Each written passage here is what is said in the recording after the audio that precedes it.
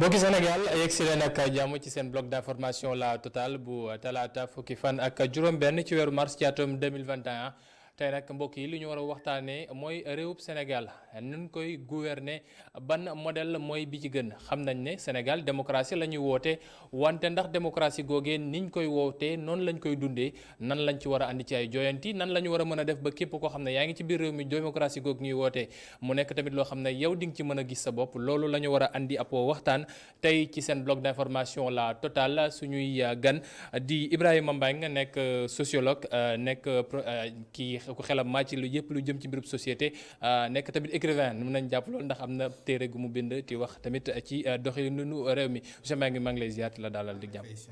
di kontaan trop di delluwaat fii si sama kër fii. di E-Media. kontaan trop di wax si actualité. d'accord sunu beneen gan moom moo ngi doon yegg si ñu mooy ko mu yegg si ak jàmm rek toog di professeur Iba Barry Camara moom nag ab enseignant chercheur la fële ca faculté des sciences juridiques et politiques ca université bu Cheikh Anta Diop moom xam-xamam màcc ci droit pénal ñu war a waxtaan ak moom ci li jëm ci mbirub constitution bu doxalinu Sénégal modèle de gouvernance bi ban la war a doon ndax démocratie bi nuñ koy waxee noonu la amee ak tamit nan la ñu war a mën a def ba joyanti ko professeur maa ngi lay nuyu di la dalal jàmm di la masawu ci embouteillage aussi. waaw c'est vrai que en fait man maa ngi jéggalu parce que toujours xam nga am en fait embouteillage bi donc dañ ko kii prétexte c'est vrai que am na mais j'aurais pu me lever plus tôt. maa ngi jéggalu auprès de vous et auprès de vos nombreux téléspectateurs. maa ngi ziar sama mbokk bi. Ibrahima Mbengue nekk Ibrahima Mbengue sociologue mais également en fait enseignant. oui enseignant jàngalekat. oui parce que yàgg naa ko suivre ndeysaan muy def ay développement yu am solo. macha allah quoi ñu ngi leen di ziar daal. delloo ziar yal na yàlla nangu ziar googee. alors sunu ñaari gan yi yegsi nañu léegi bon nag ñu dugg ci biir waxtaan bi liiti Sénégal fan yële ñëpp gis nañ ko coow li bëri na fii nit ñi wàcc ci mbedd mi ay nit ñàkk ci seen bakkan ñuy woote liiti démocratie ñeneen ñi di woote nu ñuy def ba daxawulaat réew mi mu jaar yoon maanaam liñ ciy doxeek luñ ci liggéey damay tàmbali déjà def digression dem ci sociologie bi ngir wax mbirub société déjà yëngu-yëngal yi li awoon ci biir réew mi ñuy woote démocratie ñeneen ci wax ne wutub liggéey ñi ci wax ne frustration bu yàgg la est-ce que lu ñu mënoon xaar la ci biir réew mi. Bien sûr lu ñu mënoon xaar la à plus d'un titre d'abord du lu anormal nit ku juddu màgg ba génn àdduna te feebarul kooku moo normalul mais ku feebar loolu lu normal la société si noonu lay demee juddu màgg ba egg yenn dayoo yi te amul ay conflit amul ay crise loolu mu nekk si société donc société boo gis si dundinam dafa am ay crise day am ay conflictualité donc loolu rek wala ne lii lu ñu mën a xaar la loolu moo tax ñu def ay institutions yoo xam ne ëllëg day prévoir loolu di ko gàttandu aussi di ko gérer ak lu mu ko gérer aussi buy révolution di am waaye maanaam paradigme yu bees bi am foog day jaar si ay moments très violents yoo xam ne effectivement peuple dafay exprimer wu am na aussi d'autres indicateurs yoo xam ne doon permettre di xam ne lii lu nar a ñëw la indicateurs yoo xam ne après dinañ ci dellu si ci beneen partie bi professeur ci tënk rek ndax 43 jot na laataa ñu jox xibaaru marax yi laataa ñu ci dellu si ñu dellu si waat ñëpp ba ñuy coow dañ doon coow modèle de gouvernance démocratie liberté d'expression emploi et autres ndax suñu démocratie moo nekk ab en question wala suñu modèle de gouvernance moo nekk en question. en réalité comme ni ko sama mbokk mi nga waxee. en vérité dafa nekk loo xam ne lii mën nañ wax ni mënul woon bañ a am. mais démocratie kenn du ne quel que soit le pays bi nga xam ne moom la ñu jàpp. kenn du ne en fait atteindre na le summum de la démocratie. la démocratie c'est un idéal. quête la toujours foo toll rek da nga koy jéem a approfondir. te loolu nag xëy na suñ ci dellusee dinañ wax en fait les tenants et les aboutissants parce que souvent dañuy wax démocratie di ko jox ay définitions yoo xam ne yii ay définitions académiques mais looloo tax souvent dafay am benn scissure entre li ñuy wax notion yooyu ak la réalité c'est ça le problème donc là lorsque nous parlons de la démocratie c'est quoi la démocratie quels sont les éléments devant constituer la démocratie fondamentalement c'est ça le problème parce que kooku noonu dafay appeler li ñu naan en fait vision juriste bi vision sociologue bi mais ñëpp ñoom ñoo si war a lépp loo xam ne dañ ko war a def. condensé la war a ne. mais c'est important pour peuple bi mën a tedd parce que en vérité démocratie yi kat bi lan la mooy le bien-être du peuple. yaa ngi doon wax démocratie ak ban modèle démocratie ak lii démocratie en tant que tel mais ñun Sénégal dañ tàmm di wax démocratie mooy wax ñu bàyyi la nga wax mooy institution yi ku nekk am nu mu ubbeekoo est-ce que démocratie soo ko doon tekki firi ko ci ni ñu ko jëlee ca bitim réew andi ko ci suñu biir réew war na mën a tëddee noonu rek. waaw dama ne en vérité dañ koy wax démocratie foo dem léegi nii moom mooy maître mot bi. moom mooy en fait référentiel bi. dëkk boo dem ñi nga naan démocratie ku nekk di wax démocratie mais dafa nekk pour man benn notion boo xam ne bii du rekk benn modèle la c'est-à-dire que y a des principes parce que nag il faudrait distinguer des choses. dafa am ay principes démocratiques mais également il y a des règles pour mettre en œuvre donc ces principes-là. Peut-être que les principes seront les mêmes partout. Mais dans la mise en œuvre de ces principes-là, c'est là où on dira alors. ay principes comme yan. ay principes comme par exemple en fait moom principe moo di que ni séparation pouvoir yi. en fait ñi war a kii li nga xam ni moom en fait moom la ñu war a comporter woo. respecter liberté nit ñi. en fait li nga xam ni moom la constitution bi tënk. di respecter li nga xam ni bii moom mooy séparation pouvoir donc institution yi. mais également ak yelleef yi nga xam ni ñoom ñoo nekk ci biir donc ci biir réew mi. naka la ñu rendre justice bi naka la ñu en fait organiser justice bi rapport yi nga xam ni yi moom la ñi nga xam ne ñoom ñooy diriger. war a am ak ñi nga xam ne ñoom la ñuy diriger. yi wax ko ci problème boobu noonu. ndax teg nga ko nga ni lii ci institution yi liberté bi justice bi ñu bàyyi institution yi ku nekk mu doxee nu muy doxee. mais dañuy seetlu ne saa su ne ba ñu Sénégal des Sénégal ba léegi il faut que ñu wax ne institution yi faw ñu bàyyi leen ñu def seen liggéey waaye saa su coow amee ñu mel ne ñi nekk ci opposition bi wala yeneen kilifa muy diine muy aada dañuy dugal seen loxo ci mbir mi ba justice ni mu war a liggéeyee peut-être du ko def liggéeyam wala parlement bi ni mu waree def liggéeyam du defee liggéeyam wala institution principale bi muy exécutif bi mujj mel na lu flanché wala mu doxee neneen donc est-ce que régime démocratique ak principe yooyu ñuy wax bitim réew nekk na yoo xam ne mën nañ ko appliquer muy principe fondamental yi. mais mon cher ami xam nga principe yooyu ñuy wax suñu ko appliquer moo di que ni naturellement. donc toutes les parties dañ si en fait dañ koy jàpp dañ koy respecter. mais suñu demee ba xam am il y a un dysfonctionnement wala rapport yi demeetul noonu. c'est parce que quelque part il y a des problèmes. parce que ñëw taxaw ne institution bi am na règles yi am na mais nga xam ni mu war a doxewul noonu pour ñëpp. su boobaa dafay am lan dafay am défiance. te défiance su amee mais kooku nag foofu la affaire yi commencé di yàqu. parce que dama lay wax ne la dafa am ay règles ay principe gis sa principe ku nekk si war a tënku. mais pour ku nekk mën see tënku ku nekk dafa war a gis ni effectivement ñëpp respecté nañ ko. mais su fekkee ni dafa am ñoo xam ni dañu koy violer kenn du wax dara am na ñoo xam ni sax dañuy jéem a sax violer sax ñu daal seen kaw. mais su boobaa ki nga xam ni kii moom moo ñëw toog moo ñëw xool est-ce que war na ko respecté wala est-ce que war na ko respecté loolu yëpp dafa ñëw posé naan problème mu défiance yi nga xam ni moom la en fait peuple bi am par rapport en fait à ces institutions là. moo tax. li nga xam ne le maître mot li nga xam ne moom moo war a nekk à la base. moo di que ni il faut ku nekk mu nekk rek citoyen. là je ne fais pas de distinction. dès lors que yow nee nga citoyen nga nekk Sénégal lépp loo xam ni donc rek war def. da nga ko war def en conformité ak li nga xam ni moom la principe yooyu en fait teg. mais nag su fekkee ni yow. je vous parlais tout à l'heure donc de la mise en œuvre. donc de ces principes là. c'est foofu le problème bi amee. te su fekkee ne nag ni ñu ko war a doxalee ñu ko noonu. ku nekk ni parce que texte yeeg yëpp prévoir na principe yi mais nag su ñëwee xool loi yi par exemple mën nañ ko prévoir.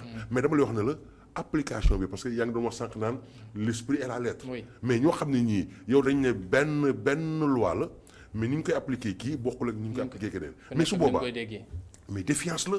te gis nga dëkk boo gis mu am défiance. par rapport aux institutions par rapport aux principes démocratiques. xamal ni dëkk boobu.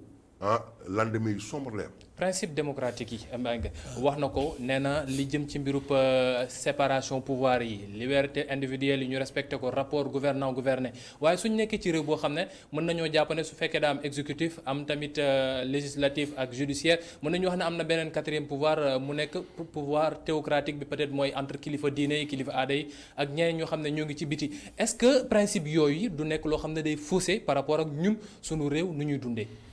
effectivement je pense que am na noo koy analyser sax da nga naan li xew nii dafay suuxal contrairement à ce que les gens peuvent penser dafay naxa suuxal noyer la démocratie. da koy nasaxal. da koy nasaxal voilà da koy nasaxal pourquoi. parce que comme ni ko professeur waxee démocratie dafa reposer ci 4 ou 5 principes fondamentaux. Le premier principe mooy la souveraineté du peuple. Démocratie mooy le pouvoir appartient au peuple. Peuple ñooy décider peuple ñooy fal ñooy folli ñooy exprimer. Je pense que ça c'est très important de comprendre que. Deuxième principe mooy la diversité des opinions. yow da ngay am sa opinion man ma am sa opinion ku nekk am opinion ñu exprimer ko à travers des suffrages à travers des marches à travers des débats et cetera. Je pense que ça c'est très important qui est un principe fondamental. Troisième principe c'est l'égalité des citoyens. foofu juddu amu fa place. xam-xam bu bëri amu fa place alal bu bëri amu fa place yow ni ngay xalaatee ak keneen ni muy xalaatee quel que soit seen judd yaa leen tolloo. yaa leen tolloo et que seul le vote moom moo leen di départager et ba pare ku si nekk da ngay kii ba pare lieu de pouvoir ko 4e principe la. les instances de pouvoir boo mënti am dafa jóge ci peuple bi ak des compétitions ouvertes. Je pense que c'est très important nit du am pouvoir. jox ko boppam. wala jëlee ko ci juddu.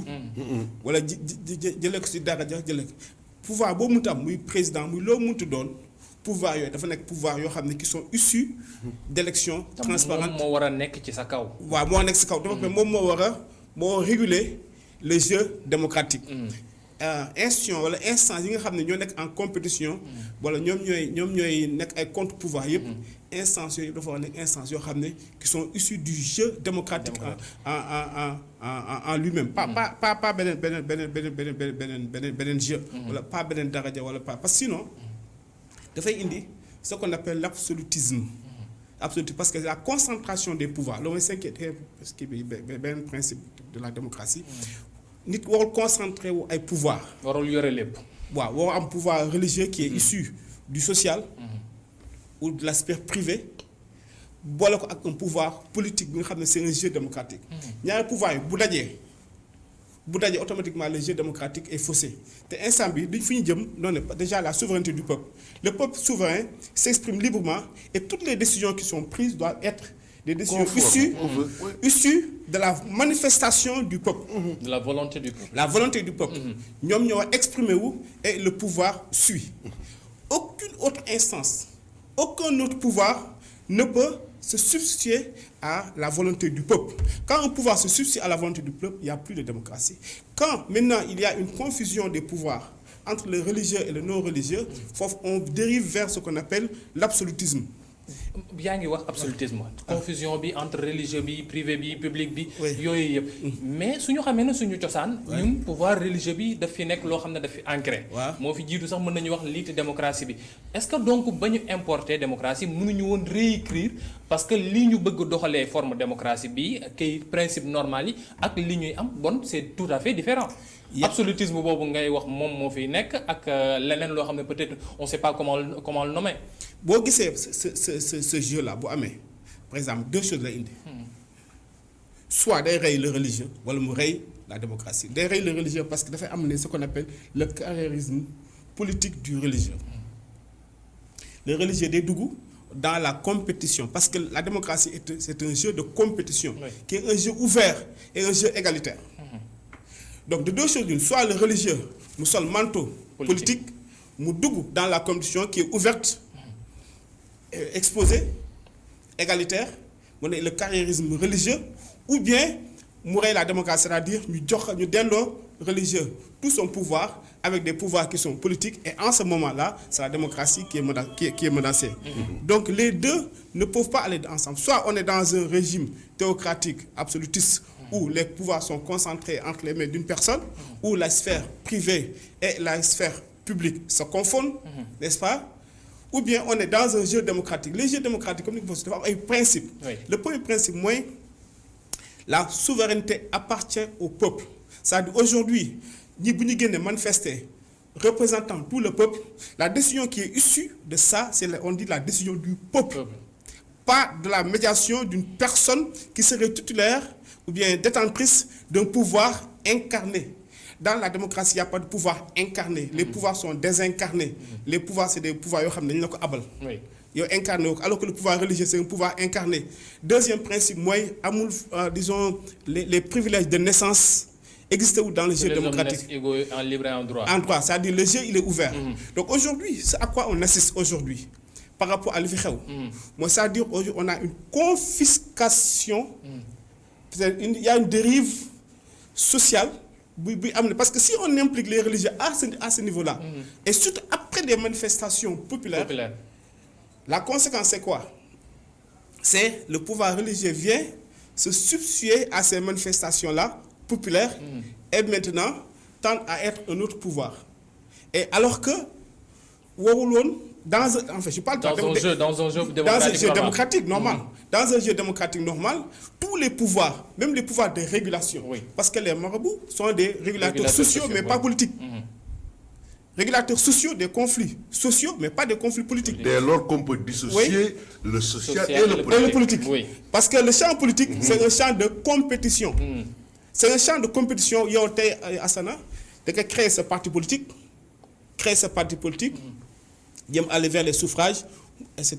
S'il y a un conflit entre des institutions li koy arbitrer ce sont les lois et les normes yooyu arbitrer et ñiy détenir loi yi ak norme bi c'est des institutions ou des pouvoirs qui doivent être différents des institutions xam ñooy exécuter pouvoir donc foofu la am jeu de régulation xam nga ñoom dañuy téyante nii mu am équilibre maintenant s'il y a un pouvoir qui est à la fois temporel et spirituel qui est à la fois dans le jeu ouvert et dans le jeu non ouvert fermé avec des statuts acquis à la naissance c'est-à-dire il y a une confiscation de la démocratie et ce qui est en train de se passer au Sénégal est très dangereux, soit pour la démocratie, soit pour les religieux. Voilà. C'est pourquoi en fait, je rebondis parce que c'est un aspect important. En vérité, c'est pourquoi je disais qu'en vérité, quelle démocratie pour le Sénégal. Mais parce que mon cher ami, il y a une réalité qui est là. Et on ne peut pas faire l'impasse sur ça. Non, le pouvoir religieux, c'est un véritable pouvoir, même si du point de vue constitutionnel, c'est un pouvoir véritablement informel, mais qui constitue un véritable pouvoir. Mais en fait, ce que, par exemple, l'autorité publique ne peut pas faire, l'autorité politique ne peut pas faire, mais l'autorité religieuse, va le faire aisément et facilement. C'est pourquoi lorsqu'on revient à la notion de légitimité.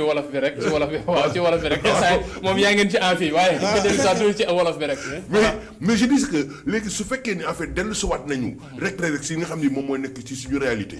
Mais on ne peut pas mënuñu en fait jël en fait génne le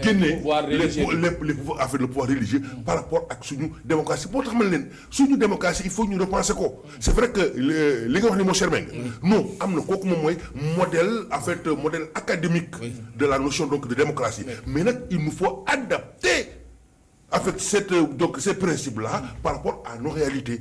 Et nos réalités c'est quoi? Mais nous avons donc le pouvoir religieux mais qui joue un rôle extraordinaire depuis que nous sommes indépendants. ñëpp xam nañ ni en fait kii bi nu mu tuddati religion bi dafa am mais c'est conflit c'est ça le problème. Léegi nii problème su amee yow yaa ngi ko wax en fait donc événement yi am récemment mais loolu prouvé na ko bi nga xamee bi ñëpp yaakaar dañ naan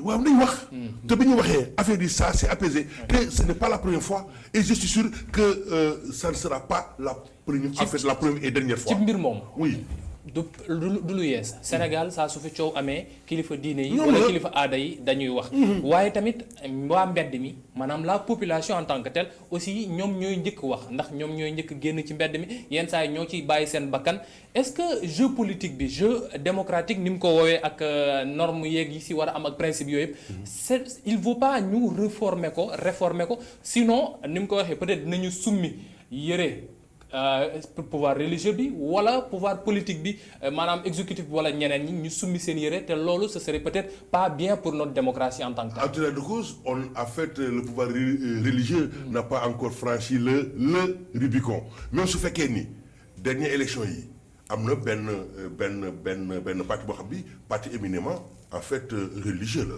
n'est-ce pas mais même su fekkee ni en fait jox nañ ko kii nu mu tuddati. même su dee lu bees sax ndax am na yeneen mais dama lay wax ne la il nous faut maintenant arriver ñun. loolu noonu la ñu war a def gis nga cocktail boobu. nga xam ne bi toujours en nous référant aux principes démocratiques de base ñu ñëw xool mais comment mais en vérité il n'est pas besoin que le religieux devienne absolument en fait un politique. Non, c'est-à-dire qu'il faudrait que donc nous considérions parce que de fait c'est un pouvoir. Donc le religieux c'est d'abord en fait un pouvoir. Maintenant quels sont ses rapports avec le pouvoir politique? Donc c'est à ce niveau-là qu'on doit effectivement revoir donc les questions parce qu'il faudrait qu'on le veuille ou non les impliquer par rapport même à la marche donc de la nation. mais ci loolu parce que mbir mi tamit sénégalais yenn saa yi ñoo koy laaj. ñooy wax na ni na sëriñ si génn wax. ñun ñooy wax na sëriñ si génn wax nañu wax suñu waxul dina tàkk wala dina la est-ce que il faudrait pas signifier limite yi wala principe de rapport yu pouvoir politique bi ak pouvoir religieux. C'est dangereux. Aujourd'hui la justice elle est menacée non pas par le pouvoir politique mais par le pouvoir religieux. Aujourd'hui nga jël ce procureur koo mënti jël le juge koo mënti jël puisque le pouvoir religieux est au-dessus du président c'est le pouvoir absolu lay jox instruction président wala mu dem directement si instruction juge wala le procureur da koy wax dafay def parce que sëriñam la. Or le pouvoir religieux devait être un pouvoir privé en fait dans un jeu démocratique. Oui. Dans un jeu démocratique tous les pouvoirs à part en principe là de. Oui, en principe bi la ñu wax waxuñu Sénégal la. Dans un jeu démocratique tous les pouvoirs doivent être issus du peuple. Ba pare les pouvoirs sont révocables. dama lay jox dama lay àtte. Il y a une reddition des comptes. Dans le jeu démocratique il y a le principe de la reddition des comptes. Le pouvoir religieux ne rend pas compte. boo waxee moo dem yàlla laay waxal. yàlla moom jox pouvoir donc le pouvoir il est absolu. donc nga jël pouvoir absolu boole ak benn pouvoir boo xam il y a des redditions des comptes. il y a la révocabilité du pouvoir. il y a la manifestation et cetera et cetera. il y a la diversité des opinions. Par exemple quand un chef religieux d'une confrérie parle il parle au nom de qui? Parce qu'il y a des chrétiens qui ne sont pas dans les religions. Est-ce qu'il a parlé au nom de ces chrétiens? Sauf que ce qui les caractérise, c'est quoi? C'est la sagesse. Parfois. Mais la sagesse, elle est acceptée par qui? Par le peuple lui-même. Non, justement, c'est pas par le peuple. Parce que celui qui jébbalu si sëriñ bi. Kooku il reconnaît la sagesse. Mais est-ce que le chrétien il reconnaît la sagesse de l'autre? Donc c'est pourquoi le pouvoir politique c'est un pouvoir qui est ouvert. Moi yow da nga nekk candidat moi je te critique dans les médias partout. Le pouvoir religieux man bu ma nekkul tijaan wala nekkuma murid wala nekkuma chrétien j'ai pas le droit de critiquer sëriñu jàmbur parce que la relation elle est directe c'est une relation privée. Alors que le jeu politique man je suis une minorité aujourd'hui. Public je suis une minorité aujourd'hui demain je peux être la majorité et vice versa. Alors que fële c'est une relation privée yow quel que soit alpha maak yow ñoo jokkoo. Donc quand le pouvoir religieux commence à avoir des rôles politiques pas sociaux.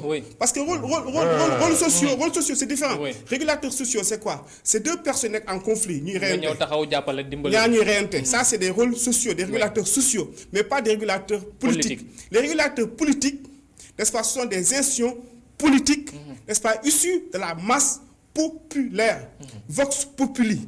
Vox Deo yéen a ngi ko jàngale. C'est-à-dire la voix du peuple elle est souveraine elle est au-dessus de toute autre voix. Quand il y a eu des manifestations le peuple est sorti. Quel que soit ce qu'on peut considérer comme le peuple. N'est-ce pas en termes de quantité. Mais il représente au moins une partie du peuple. Donc le discours qui devait être tenu en cette occasion c'est que le peuple a parlé et on se soumet. Le peuple a parlé. Voilà c'est ce voilà ci loolu. Le peuple a parlé. Mais peuple bi su waxee. tu def exigence. Peuple bi su waxee tu wax ne par la force dafa war a def lii wala dafa war a def lii. Alors que dans ce jeu démocratique pouvoir yi dafa am fu mu limité wu ku nekk ak li mu war a def ku nekk ak ni mu ko war a defee soo taxawee na nañu libérer diw par la force. Est-ce que nekkoo ci affaiblir benn pouvoir ci affaiblir le jeu démocratique en tant que tel. Alors que yegsee goo ci te yow da ngay ñëw pour wax démocratie. Le peuple a le droit de dire. Président ne wàcc tout de suite le peuple a le droit de dire le juge bi bàyyi leen tout de suite vous savez pourquoi? Parce que tous les pouvoirs qui sont détenus aussi bien par les hommes politiques par l'exécutif le législatif que le judiciaire c'est des pouvoirs qui sont issus du peuple. Donc quand le peuple s'exprime le peuple il est au-dessus de toutes ces institutions Ces élections sont l'émanation de la volonté du peuple. Donc quand le peuple dit libérer. Mais par quel canal? Justement, par quel canal? L'émanation la wax de la volonté du peuple. Léegi par rapport canal des votes. ki ñu téye parce que ki ñu téye ci kaso gi wala ñu téye la ci justice. kooku voie loi la boo xam ne peuple bi moo ko nangu ñu def ko ba pare. au lieu ngay wax ne diw nañ ko génne. est-ce que doo wax na yoon def liggéeyam dans les non. est-ce que du loolu moom la loi c'est le peuple. La loi c'est le peuple. Aujourd'hui Cheikh Hassana yow journaliste nga booy dem tribunal kenn mënu la téye. Tu sais pourquoi? Parce que tu représentes le peuple. yow nga dem di joxe information pour le peuple. Le juge qui rend la décision, il rend la décision au nom du peuple. Le peuple est souverain. La souveraineté, ça signifie quoi? Que tout le pouvoir appartient au peuple. Donc quand le peuple dit seen loi yi ngeen teg yépp jël nga teg fële ngeen libéré kii, le peuple il a raison. Le peuple a toujours raison. Quand le religieux dit dans sa gouverne religieuse bàyyi leen kii dans sa sphère religieuse moom am fu mu jokkoo si wàllu diine. foofu am na fa raison. am na fa raison mais sauf que en fait on parle de peuple de quel peuple parle-t-on? Justement parce que xam nga la c'est une partie donc du peuple qui a une telle exigence et certainement une autre partie du peuple bëggaat benn exigence. C'est pourquoi la légitimité est donnée par des élections. Quand on conteste la légitimité boobu noonu laa bëgg nag. donc là quelle que soit la situation puisque c'est le peuple même souverainement qui a eu à élire kenn. donc kooku noonu normalement in fine moom moo war a décider. C'est ça. donc ce n'est pas le peuple parce que le peuple dafa ñëw en fait dépouillé wu de son pouvoir na ko yow léegi. yow laa ko dénk décide à notre place. maintenant si le peuple maintenant ñëw a revenir. ne non yow li ngay def kii wuñu ko. noonu nañ xaar ba élection ñu ne yow mii doo xoolal doo waaja. léegi ñu pousse indi keneen. may nag pour revenir toujours. Pour revenir ci ki nga xam ne kii moom mooy rôle donc les chefs religieux. En fait la religion au Sénégal. Mais dafa am solo. Oui, c'est que parce que on parle de peuple. Mais dans la régulation sociale, pas dans la régulation politique. Mais c'est ça, c'est pourquoi en fait c'est sûr bi la frontière entre le social, la politique et la religion. Mais voyez-vous, donc c'est très tenu. Ce qui fait qu'en vérité, lorsque vous évoquez la légitimité, le fait de reconnaître en fait en une personne à une personne donc un certain nombre donc de pouvoirs au point que lorsque la personne vous dit faites ça, vous exécutez sans pouvoir réfléchir. Mais c'est parce que effectivement cette personne-là a justement en fait comment dire vous reconnaissez à cette personne-là un certain pouvoir. Absolu. Et donc là non que ça soit absolu ou non mais non absolu non ça c'est jamais absolu. Quand on sait que tout à l'heure en fait j'ai dit que à ces religieux-là en fait on le reconnaît quoi? La sagesse. C'est que toute décision qu'ils prennent donc ce sont de sages décisions. Ce qui fait qu'en vérité on est enclin justement ñu respecter. C'est ça la définition de l'absolutisme. C'est ça la définition de l'absolutisme. C'est ça le risque. C'est-à-dire quand la personne parle, c'est-à-dire de deux choses l'une dans le jeu démocratique. Soit à un moment donné le religieux il perd progressivement ses statuts de religieux parce qu'il entre dans un jeu qui est ouvert démocratique et boo xam ne dafa exposé aux critiques. Aux critiques bu boobaa da ngay wax doo xam la sëriñ bi ngay wax wala député bi wala doo xam parce que le jeu il est ouvert. Donc de deux choses l'une soit progressivement il perd. day perdre progressivement essence su religion bi. parce que dañ koy critiquer wala ñu bàyyi ko loolu progressivement la démocratie perd de son essence. Donc ñaar yooyu bu ñu booloowee ak dans un parce que yaa ngi wax légitimité. Si le pouvoir politique conteste la légitimité des personnes qui sont dans la rue. Le jeu démocratique dafa am ci biir ay mécanismes yoo xam ne moo leen di àtte. Mécanisme mooy les élections. da nga ñëw par exemple man je conteste que la masse qui était dans la rue représente le peuple. noo koy démontrer en interne élection. Élection donc effectivement la sagesse du religieux. C'est la sagesse dans son camp religieux parce que tu sors de son camp. Par exemple, le chrétien, il ne peut pas reconnaître le religieux musulman comme étant ça. Sinon, lui-même, il serait musulman. Oui. Donc, il se fait c'est des sphères absolues. Par exemple, talibé bi am sëriñam wala bien pour moi le sëriñ c'est la sagesse incarnée. Oui. Parce que ce que j'entends moi en fait par sagesse, c'est que moi je considère que le religieux du joxe mukk ay prescriptions contralégales. Oui, mais c'est ça toujours c'est foi. En conformité. Avec la foi. Non, c'est sans problème. Parce que vous savez, en fait, le droit, en vérité, on en parle. Mais kay ma wax la fan la jógee ci li nga xam ni moom mooy suñu réalité li nga xam ni moom moo ne moom moo baax en fait ñu tel nga xam ni moom en fait moom moo kooku ñëpp si d'accord mais le religieux bi ñëw def bay dem ba jël parole di wax. mais du wax mukk pour yàq. non bien sûr moo tax ma ne la ay pouvoir yoo xam ni la on ne peut c'est une réalité. oui non bien sûr et je suis presque sûr mon cher Mbengue que on ne verra jamais un chef religieux franchir le Rubicon pour venir en fait porter donc les habits donc des politiques. c'est ça ñoom en fait ils sont là pour jouer effectivement donc le rôle de régulateur. C'est ça le problème. Est-ce qu'à vous entendre mën nañu wax ne fi mu toll nii on a une fausse démocratie. Je n'irai pas jusqu'à qualifier. Est-ce qu'on a une fausse démocratie parce que su fekkee ne kii mën naa duggee fii ngir mën a am lu mu contourner que le mën a jege fii nii ngir mën a am lenn lu mu moytu est-ce que ça voudrait dire que le jeu démocratique sénégalais est biaisé c'est une fausse démocratie. ñun dañuy mbubboo démocratie mais amuñu ko. Par rapport à quel référentiel je vous ai dit léegi nii que ni démocratie ket la. idéal la. oui. Seulement nag il faut que ñu xool ñun par rapport à la réalité parce que il faut toujours partir à mon sens. de nos réalités. li nga xam ni moom moo ñu def li tax ñu naan man Sénégalais laa yow Sénégalais nga loolu il faut ñu sukkandiku ci loolu pour ñu xool nag naka la ñu toggee. suñu démocratie yi gis nga principe yooyu ba la wax non principe yi en fait sont des principes universels. parce que lu tax mais dans leur mise en œuvre. c'est là où en fait on verra. li tax ma laaj la loolu mooy dañuy wax démocratie Sénégal mais chaque fois dañuy gis nguur gu toog nguur gu yéeg. chaque fois da ngay mel luy jëm sur un régime présidentialiste maanaam yow mi nekk ci kaw say doole ti gën a yeeg bëri ñi la jege seen ay mbir ti gën a nekk mais dafa mel ne mbir mi jeu démocratique bi liñ ci soxla duñ ko gis donc est-ce que ça veut dire que la démocratie est biaisée. dafa am yoo xam ni respecté wuñ ko parce que kay ma wax la ay règles la mais yow si tu prends le parti de ne pas respecter ça mais ça n'engage que toi. Mais quand même la yow par exemple tu as cité en fait un président qui croit que war na am tous les pouvoirs concentrer donc tous les pouvoirs mais c'est sûr que mais kooku il faut pas chercher loin c'est un président antidémocratique c'est ça non ça c'est très clair parce que en fait principe démocratique yi dañ ko def de sorte boo xam bii benn nit du concentrer donc tous les pouvoirs mais su fekkee ni nit ki yow fal nañ la nga xam ni yow lii la nga fale yow président nga wala député nga wala juge nga yow xam nga exactement yow lan moo nekk sa pouvoir yow nag su fekkee ni yow da nga ñëw bëgg continuer règle yi pour li nga xam ne nii moom la ñu séddee kële nga bëgg ko aakimoo ba nga xam bi yow ñëpp finalement muy seen pouvoir da nga koy ñëw boo nekk sa bos téye mais kooku su boobaa dañ naan on ne parlerait même pas de démocratie on parle de dictature parce que c'est une seule personne qui va décider alors que il y a une régulation qui fait que il y a un équilibre. ku nekk ak li mu war a waxee Sénégal est-ce que démocratie bu ñu woote dëgg la est-ce que ñun fu ñuy xaar ak nu ñuy gisee démocratie noonu la parce que faut pas l'oublier aussi peut-être ñun dañ ko bàyyi ci ginnaaw mais il y a la première constitution ni ko gars yi wooyee bu Thierno Souleymane Baal 18e siècle yoo xam ne moo ngi foon peut-être ay référentiels yu ñu waroon mën jël mais dañu jël benn bu nekk réew rek nañ koo teg ci suñu biir réew est-ce que ñun bu ñu copier nekk na bu ñu arrangé. waaw justement c'est-à-dire à chaque fois boo xoolee comme ni ko professeur waxee c'est-à-dire démocratie comme il a dit c'est un idéal. quête la conflictualité la benn jeu en permanence mais à chaque fois da nga gis ay galgal. ay premier galgal et je pense que le président Abdoulaye Wade posé woon na ko. au moment de faire des compétitions démocratiques pour assemblée tu prends des religieux tu les mets en tête de liste. Oui. Le talibé comme moi bu bëgg voter il veut voter pour Assana mais Serigne moo nekk tête de liste nu muy def c'est-à-dire dafa écartelé c'est-à-dire les gens ils le font exprès parce que dañuy dugal ay yenn loo xam ne bokk si pour mën a détourner les marabouts sont des régulateurs sociaux.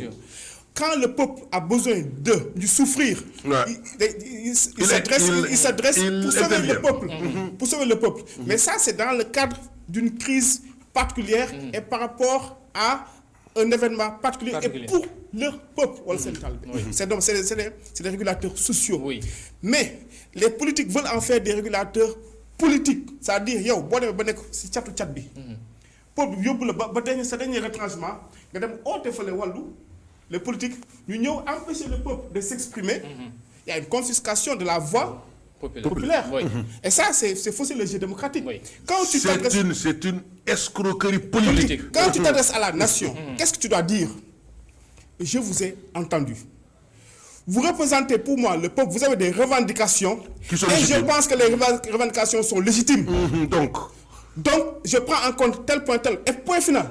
Maintenant quand tu parles de religieux soit dans la sphère privée ngeen toog yéen ñaar dans la sphère privée nga jébbal wala ngeen wax ne dans la sphère privée mu yem fa maintenant bu fekkee daf ñoom dañoo am ay instances de décision mu nekk dans le privé. Oui. Par exemple dans le privé muy gàmmu muy et cetera. foofu la seen pouvoir di kii parce que la menace c'est pas seulement pour la démocratie. c'est pour la religion. Parce que les citoyens ont besoin de respecter la religion. Or quand tu te mets à critiquer la religion. Voilà. C'est La l'affaire. religion, voilà justement, donc c'est la religion qui est menacée. Oui.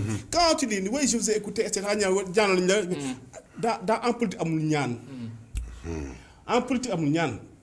Parce que li nga yor moomuloo ko. Problème de communication également. li nga yor kenn du la ñaan. kenn du la ñaan li nga yor moomoo ko ça appartient au peuple. Le peuple il est souverain. Le peuple a décidé. Maintenant si tu contestes que c'est pas le peuple qui a décidé, il y a des instances en interne au niveau de la démocratie Mais mon qui cher te ami, permettent de dire mon est-ce cher que le ami, peuple a décidé ou pas. en fait, non, je pose une Ouais. question. Ouais. Mais qu'est-ce qui se passe lorsque Oui. c'est le peuple lui-même Oui. qui ne maîtrise pas? les enjeux de la démocratie. C'est ça. C'est Ça pour dire exactement ça. moom la war a am dirigeant yi. Oui. Mais c'est exactement ça. C'est pourquoi les gens. Mais ça, c'est- Il y a de l'escroquerie Non, au niveau de la c'est- démocratie. et C'est ça du le problème. processus. Parce que lorsque en fait il y a une réalisation du gouvernement, Oui. on dit oui, on remercie. Voilà. On On doit remercie. pas remercier. Mais comme mais attendez, c'est que moi c'est pourquoi On il doit faudrait apprécier, on doit pas vous apprécier, savez on doit pas remercier. il faudrait Léegi une professeur, en fait ouais. comment dire une éducation civique. Pour faire comprendre au peuple, justement, c'est les prérogatives Ñoo ko moom. qu'il a par rapport en fait Ñoo aux ko moom. dirigeants. D'accord. C'est important. C'est léegi alal la. professeur li ñu dese ci temps je pense que de une minute rek a ñu dese en 30 secondes. dama la ko ñaan fi mu toll nii suñu waroon rééquilibrer jeu politique bi. rééquilibrer jeu démocratique bi parce que démocratie bi moo ñu ëppal solo. nan la ñu war a mën a def comment on doit s'y prendre. Comment on doit s'y prendre? Les principes sont là. Aujourd'hui, il faudrait dire que affaire yi dafa évoluer. Oui. Et il faudrait prendre en compte quoi? La société civile. Oui. Aujourd'hui, normalement, c'est la société civile qui est l'organe de régulation principal du jeu politique. oui ñu jël en compte. Donc il faudrait qu'on leur accorde justement toutes les prérogatives et qu'on leur reconnaisse ce pouvoir-là. Oui. Et qu'on les respecte. d'accord monsieur Mbengue voilà par rapport ak jeu démocratique bi sénégalais bi ci boppam xam ne moom ci jeu démocratique bi la bokk. Oui. képp ku fi mënti ne ñoo la fi teg tey soo fi jógee ñun ñoo la fi yëkkati pour teg fi keneen. Exactement. nan la ñu war a mën a dalalee seen xel. ba peut-être yenn dérives yi yenn mbir yoo xam ne dañ koy gis te peut-être duñ ko nangu loolu mën ñu bañ. Il y a deux ou trois choses Oui. fondamentales à faire. La première chose mooy am ñoo xam ne am pouvoir absolu. Oui. Absolu. boo xam ne c'est le pouvoir du peuple ñoom ñoo ko yore tey dañ issu d'une nomination ce qui n'est pas normal. Le procureur ou bien les procureurs le procureur de la République ou l'autre procureur général. ñoom seen pouvoir dafa nekk pouvoir issu directement du peuple. Les d'autres instances comme par exemple assemblée. Oui. képp ku fay taxaw dafa nekk un pouvoir qui est issu directement du peuple. wartul jaar ci président bi. Oui. Donc il y a l'équilibre des pouvoirs. Parce que le principe de la démocratie mooy le principe de l'équilibre des pouvoirs. Oui. Donc pouvoir président wartul mu am benn fu muy jaaree. ba mun a am un pouvoir sur quelqu'un qui a un pouvoir absolu. Et le procureur fait partie des gens le maître des poursuites. Il a un pouvoir absolu. tey bu ko neexoon tey Asana doo fanaan sa kër. Oui. bu ko neexoon tey doo fanaan sa kër. C'est un pouvoir absolu. Oui. Donc bu neexoon président donc puisque lui dépend du président yow doo fanaan sa kër. Oui.